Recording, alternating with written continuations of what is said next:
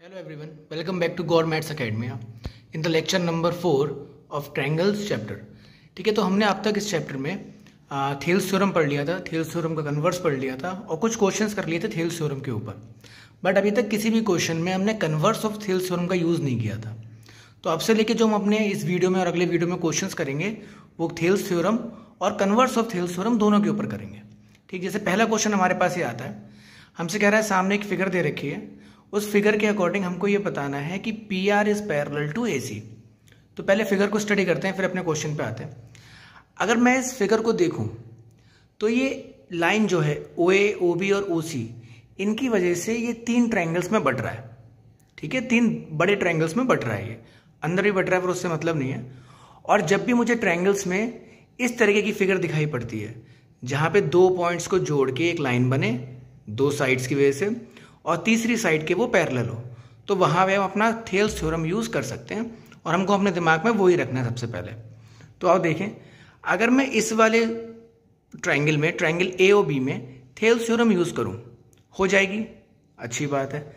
Similarly नीचे वाले triangle में थेल्स थ्योरम यूज करूं तो वहां पर भी हो जाएगी, बहुत अच्छी बात है। लेकिन थर्ड वाले ट्रायंगल में हमको बोल रखा है कि P are parallel to A सी हमको प्रूव करना है, P R parallel to A सी हमको प्रूव करना है। इसका मतलब क्या हुआ? इसका मतलब ये हुआ कि यहाँ पे थेल्स थ्योरम ना लगा के हम कन्वर्स ऑफ थेल्स थ्योरम लगा सकते हैं। क्योंकि कन्वर्स ऑफ थेल्स थ्योरम क्या कहती थी?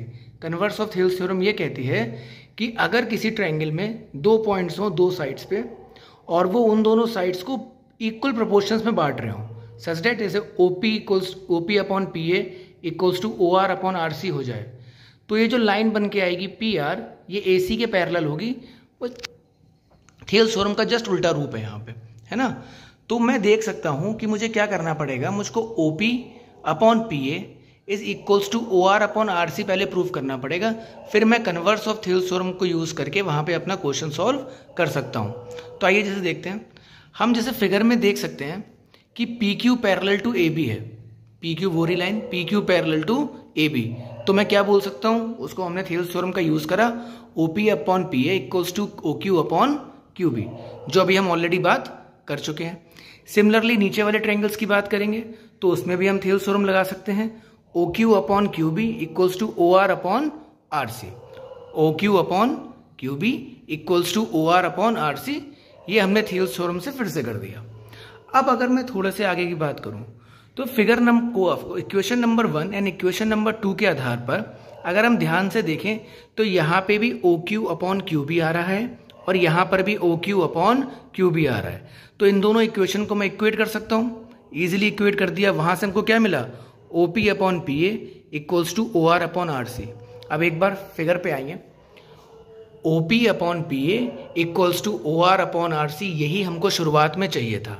तो हमने अपनी एक लाइन लिख दी, since P and R two points on side O A and O B of triangle O A C respectively, बताने के लिए कि हम क्या कहना चाह रहे हैं। तो using the converse of Thales theorem हम डायरेक्टली ये कह सकते हैं कि P R is parallel to A C होता है। होप आपको लास्ट क्वेश्चन समझ में आया होगा। बिल्कुल उसी की तरह से हम एक और क्वेश्चन करते हैं। देखिए, इसमें सारे के सारे क्वेश्चन बिल्कुल सेम तरीके से होने, कुछ खास अलग लगना नहीं है।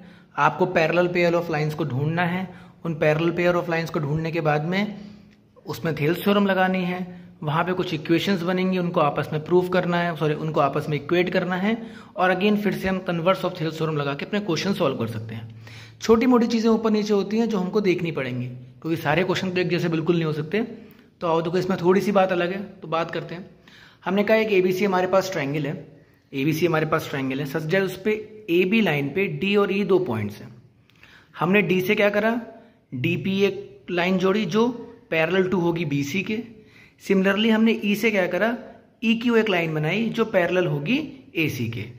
तो इस पर्टिकुलर ट्रायंगल में अगर मैं देखूं, अभी से मैं दो बार थेल्स थ्योरम लगा सकता हूं। एक बार कहां, एक बार इस वाले केस में और एक बार E Q parallel to A सी वाले केस में। अब इसमें एक बात कह रखी है, अगेन हमको अब पी क्यू को पैरेलल करना है ए बी के, तो जैसे लास्ट क्वेश्चन में किया था वैसे ही करना है, कुछ भी अलग नहीं करना। बट इसमें एक चीज एक्स्ट्रा दे रखी है, वो क्या है कि जो ऊपर वाला छोटा पार्ट है ये एडी का, ये एडी हमारा बराबर है ईबी के, तो जितना हमको याद रखना है। तो ठीक है, हम सीधे आते हैं इन ट्रायंगल ABC। हमें पता है कि DP लाइन जो है ऊपर वाली है ये पैरेलल है BC के, तो मैं क्या कह सकता हूं कि AD अपॉन पूरा DB is equals to AP upon पूरा PC। मैंने वो यहां पे लिख दिया। सिमिलरली यहां पर ये भी क्या रखा है कि EQ लाइन पैरेलल है AC के, तो हम यहां पर भी लगा सकते हैं कि BE upon EA is equals to BQ upon QC। दोनों चीजें मैंने यहां पे लिख दी। अब एक बार फिगर पे दोबारा आते हैं, क्योंकि मुझको प्रूव करना है PQ पैरेलल टू AB। इसका मतलब ये जो PQ लाइन को दो हिस्सों में बांट रही है, इन दोनों लाइन को, उनका रेशियो बराबर होना चाहिए। हेंस पहले मैं प्रूव करूंगा जैसे लास्ट क्वेश्चन में किया था, AP upon PC is equals to BQ upon QC। पहले मुझे इस चीज को प्रूव करना है। तो अगर मैं यहां पे अपनी जो मैंने इक्वेशन नंबर 1 बनाई है उसको देखूं तो AP अपॉन PC और BQ अपॉन QC दोनों मुझे वहां से मिल चुके हैं। इसका मतलब क्या है कि मुझे इन दोनों चीजों को जो इसके लेफ्ट हैंड साइड में लिखी है और उसके राइट हैंड साइड में लिखी है उनको इक्वल करके लेके आना है। तो ठीक है, क्वेश्चन में ही दे रखा था कि AD की वैल्यू BE के बराबर है। अगर मैं इसी चीज को सॉल्व करूं खाली, तो AD की जगह मैंने BE कर दिया, ऊपर वाला हिस्सा तो सेम आ गया। नीचे वाले की बात करते हैं। तो एक बार फिर से फिगर पे आके देखेंगे, हमने कहा AD और BE आपस में बराबर है। हमारे पास क्वेश्चन में नीचे लिखा हुआ था DB, मतलब ये पूरा पोर्शन, ये वाला पूरा पोर्शन DB।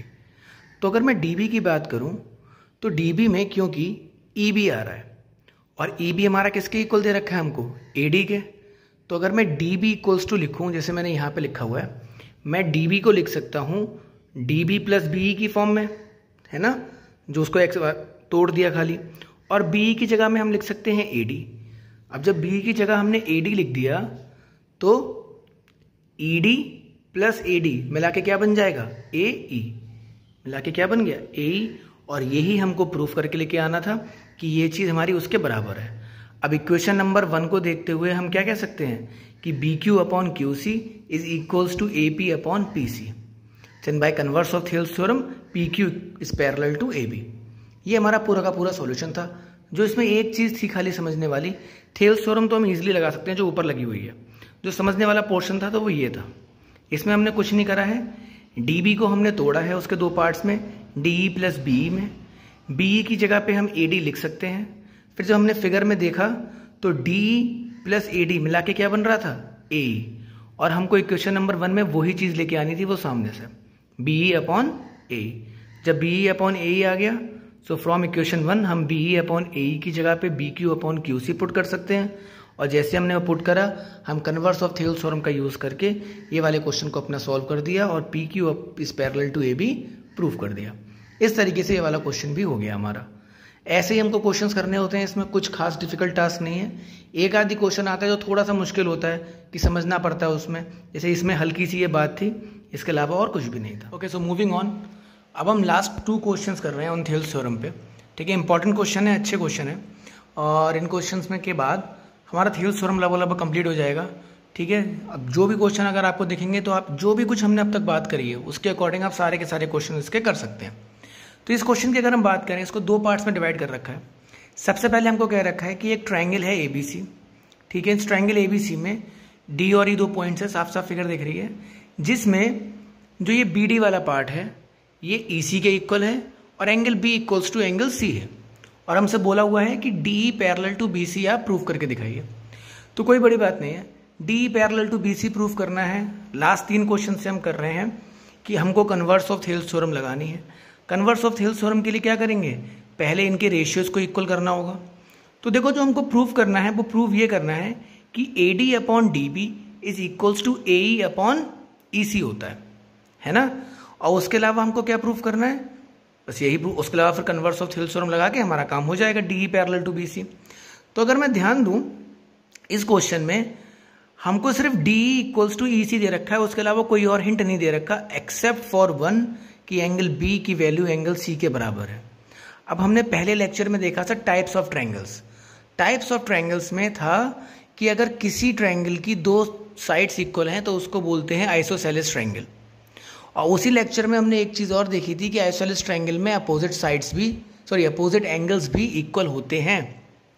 साथ ही साथ हमने एक रैंडम रिजल्ट करा था जिसमें मैंने बताया था कि जितना एंगल बड़ा होगा उसके सामने वाली साइड उतनी ही बड़ी होगी, और अगर एंगल्स बराबर हैं तो उनके सामने वाली साइड्स भी आपस में बराबर होंगी। जैसे इक्विलेटरल ट्रायंगल में तीनों एंगल बराबर होते हैं तो तीनों साइड्स बराबर होती हैं। ऐसी आइसोसेलेस ट्रायंगल में क्या होगा, इस एंगल के सामने वाली साइड ए बी और इस एंगल के सामने वाली साइड ए सी दोनों आपस में बराबर होंगे। तो पहले फिगर से देख लेते हैं, फिर हम क्वेश्चन पे आएंगे। जब A B is equals to A C हमारा आ चुका है और मुझको पता है कि डी बी और ई सी बराबर हैं, तो क्या मैं ये कह सकता हूं कि ए डी की वैल्यू ए ई के बराबर होगी, है ना? बहुत इजीली कह सकते हैं। मान लो ये कंप्लीटली 2 है और ये भी कंप्लीटली 2 है। जब ये दोनों 2 हैं और ये दोनों हिस्से भी बराबर हैं, मान लेते हैं ये 1 तो ये वाला भी 1 हो जाएगा। ये कंप्लीटली 2, ये हिस्सा 1, तो बचा हुआ कितना बचा? 1 के बराबर। सेम केस यहाँ पर भी 1 के बराबर। तो अब मैं साफ साफ देख सकता हूँ कि A D upon D B को मैं लिख सकता हूँ ईजिली कि ए डी की वैल्यू ए ई के बराबर और डी बी की वैल्यू ई सी के बराबर। तो हमको मिल गया कि A D upon D B equals to A E upon E C, और कन्वर्स ऑफ थेल्स थ्योरम लगा के अपना क्वेश्चन सॉल्व कर सकते हैं। आओ समझते हैं आगे। हमने कहा in triangle A B C angle B की वैल्यू एंगल सी के बराबर है, जो हमको गिवन है। तो since sides opposite to the equal angles are equal, जो हमने अभी बात करी है, ए बी की वैल्यू ए सी के बराबर हो जाएगी। अब समझने का तरीका अलग होता है, लिखने का तरीका मैथ में अलग होता है, स्पेशली ज्योमेट्री का बात करें तो कैसे आप क्वेश्चन को लिख रहे हो वो बहुत इंपॉर्टेंट है। स्टेप मार्किंग में आपके मार्क्स कट सकते हैं। तो मैंने ए बी को लिख सकता हूँ A D plus D B, figure में देख सकते हैं हम, और ए सी को लिख सकता हूँ ए ई प्लस ई सी, लिख दिया। यहाँ पे डी बी की वैल्यू ई सी के बराबर है, हमको क्वेश्चन में ही गिवन है। यहाँ पर भी ई सी है, ई सी से ई सी हमारा कट जाएगा, ए डी की वैल्यू ए ई के बराबर आ गई।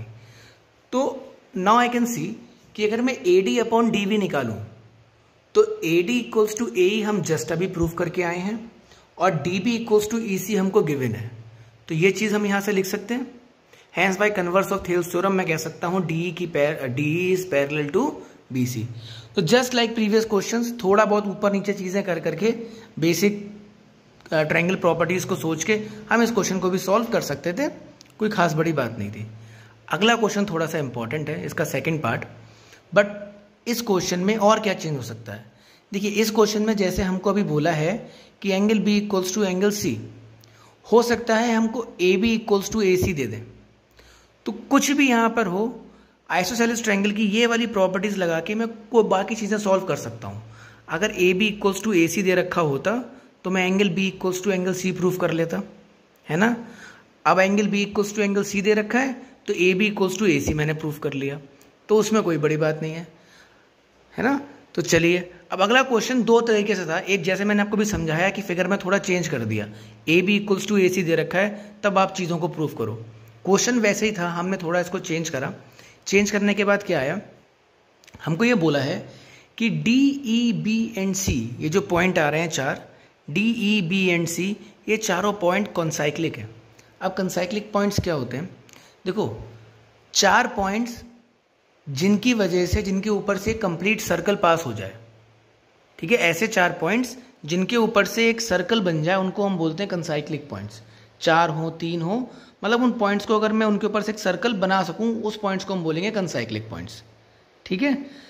तो उसमें क्या होता है, हमको एक प्रॉपर्टी याद रखनी है कि कॉन्साइक्लिक क्वाड्रिलेटरल अगर हमारे पास बन के आता है सामने, जैसे डी ई बी सी हमारे पास एक क्वाड्रिलेटरल है, अगर इसमें अपोजिट एंगल्स का सम 180 डिग्री के बराबर हो जाए तभी ये कॉन्साइक्लिक होगा, वरना नहीं होगा। सही है?